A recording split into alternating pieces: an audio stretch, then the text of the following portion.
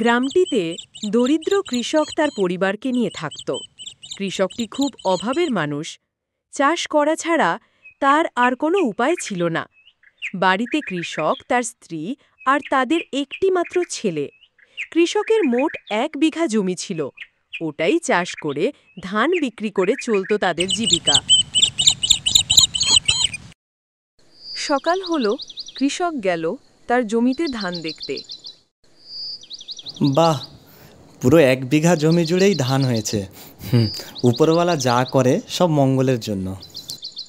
সেই সময় কৃষকের বন্ধু সফি পাশ থেকে যাচ্ছিল আর কৃষককে বলল, কি বন্ধু, জমিতে ধান তো ভালোই হয়েছে, তা কাটা শুরু করবে কবে? ভাবছি কাল থেকেই কাটা শুরু করব। হ্যাঁ, তাই করাই ভালো। পারলে আমাকে বলবে, আমিও তোমার সাথে ধান কাটার জন্য সাহায্য করে দেব। তারপর কৃষক একটু রহস্য করে সফিকে বলল, না থাক, তোমাকে সাহায্য করতে হবে না। একটু সাহায্য করার পর হয়তো ধানের ভাগ চাইবে। তারপর কৃষক আর তার বন্ধু কথা শেষ করার পর কৃষক বাড়িতে ফিরল। কৃষক বাড়িতে ফিরে তার ছেলে রবিকে ডাকল। রবি, রবি, কোথায় তুমি? হ্যাঁ বাবা, বলো। শোনো রবি, জমিতে ভালোই ধান হয়েছে, দেরি করা যাবে না। কাল সকাল থেকেই কাটা শুরু করে দিতে হবে। তুমি সব অস্ত্রগুলো ঠিক রাখো। সকাল হলেই তুমি আর আমি বেরিয়ে পড়ব ধান কাটার উদ্দেশ্যে। আচ্ছা ঠিক আছে বাবা, আমি সব রেডি করে রাখবো। বিকেল ফুরিয়ে রাত হয়ে গেল। হঠাৎ রাতে প্রচণ্ড বৃষ্টি। কৃষক তার স্ত্রীকে ডেকে বলল, বৃষ্টি তো খুব হচ্ছে আর জমিতে ভালোই ধান হয়েছে। যদি বৃষ্টি হতেই থাকে তাহলে পুরো জমি ডুবে গিয়ে ধান সব নষ্ট হয়ে যাবে। তুমি বেশি চিন্তা করো না, উপরওয়ালাকে ডাকো যেন বৃষ্টিটা কমে যায়, সব ঠিক হয়ে যাবে।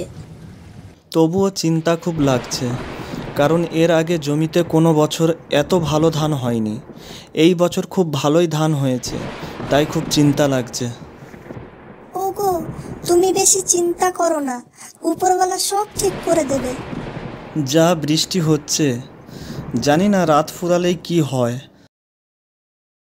তারপর কৃষকের স্ত্রী ঘুমিয়ে পড়ে আর কৃষক সারা রাত চিন্তায় জেগে রাত কাটিয়ে দেয়।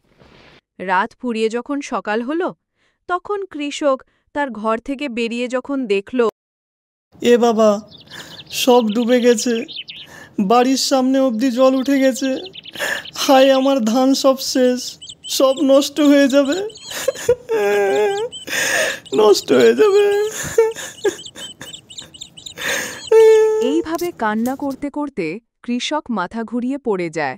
তারপর তার স্ত্রী বেরিয়ে দেখল, হায় হায়, তোমার কি হয়ে গেল? রবি, বাইরে আয়, তোর বাবার কি হয়ে গেছে?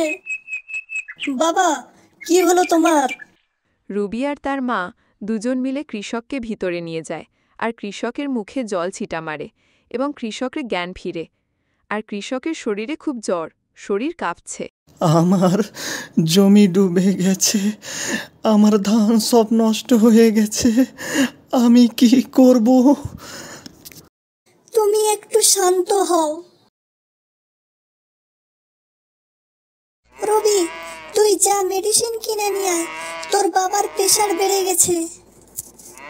মা, টাকা কুড়ি তো কিছুই নেই ঘরে, ঔষধ কিনবো কি করে? তুই তোর বাবার বন্ধু শফি কাকুর কাছে যা, কিছু টাকা ধার নিবি, বলবি বাবা সুস্থ হলে পরে শোধ করে দেব, আর একটা ডাক্তার ডেকে নিয়ে আসবি। রবি তাড়াহুড়ো করে গেল তার বাবার বন্ধু শফির কাছে। শফি কাকু, ও শফি কাকু।